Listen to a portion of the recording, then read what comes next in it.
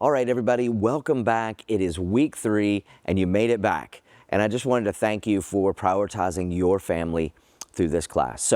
So far we've talked about the goal of parenting, and that is to raise children who reflect the heart of God, and then the foundation of parenting to create a home that speaks peace and not chaos.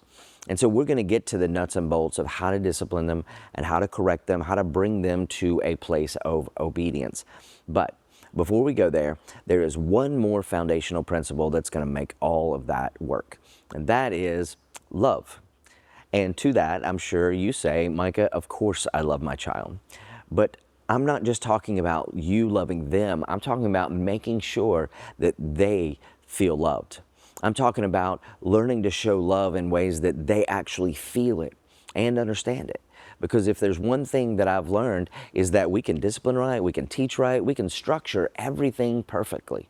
But if your child does not feel loved, they're going to completely miss the point. Because you see, love is the bridge to your children. And so here's the big idea for this session, and that is that correction without connection, it just feels like criticism. Think of it this way. We've got to build the bridge of love before we drive the truck of truth across it. See, getting them to behave, it's much easier when they know that you're on their side and not just annoyed with them. When they feel that you love them, discipline is easier. I mean, think about it. If your boss has to correct you, how you take it depends on your perception of their motivation. If you know they care about you and they're on your side, it's easier to receive correction as opposed to if you feel like they don't really care about you, they're just trying to get you to follow the rules. And nobody enjoys discipline. But when our children feel like you love them, it makes it easier. And that means learning how your child receives love, not just how you like to show it. You see, some kids, they feel love through time, some through words, others through physical touch, gifts, or even small acts of kindness. And so if you've heard of the love languages, that's what I'm talking about. And yeah, it completely applies to your children as well.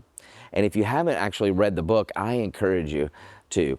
It will better not only your relationship with your children, but every other relationship in your life. But in regards to your children, some of your kids, they'll just melt when you give them one-on-one time. I mean, you could take them shopping with you and not even buy anything, and they will feel like $1,000,000 because you spent time with them.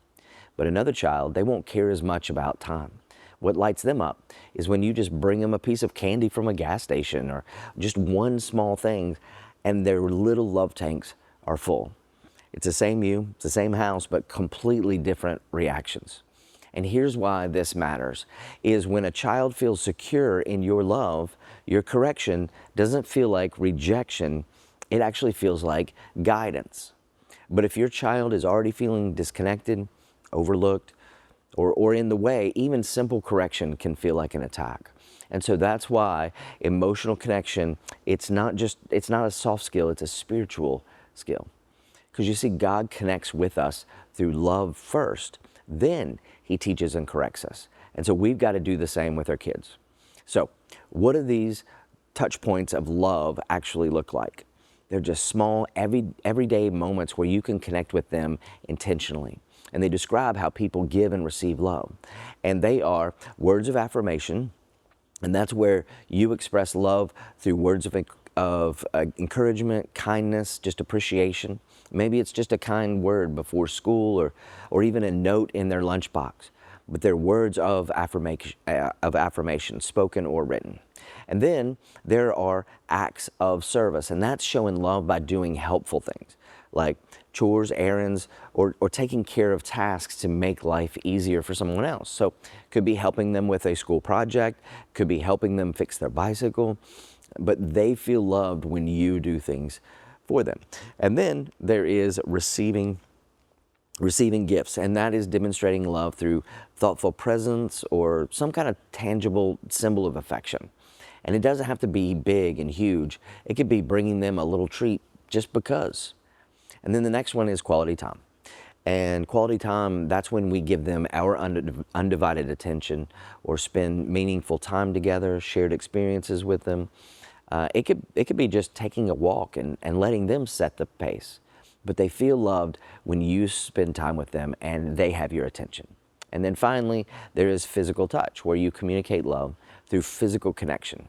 It could be hugs, holding their hands, them sitting on your lap, or just a pat on the back can be meaningful to somebody with this love language. It could be snuggle time at night before they go to bed. And once again, it doesn't have to be dramatic. They just have to be intentional, where you intentionally speak their love language in order to connect on their level. And when you make connection a regular thing, correction becomes easier, and your child begins to understand that they matter even when they mess up. So here's your assignment this week. Pay attention to what fills your child's tank. What is it that lights them up? What makes them feel noticed and safe? And how can you lean into that on purpose, not just when it's convenient? Because see, discipline works best when love goes first. That's how God parents us, and that's how we're going to lead our kids to become who God made them to be and who you want them to be. So find out your children's love languages and see what you can do to fill their love tank this week. We provided for you a love language assessment for yourself just for fun, but also for your kids so you can determine what their love languages are. Just ask them the questions and then tally them up. All right, next, you're going to read through the reading handout and underline things that stand out to you. And when you're done, share with each other what you underlined and why. Okay, have fun.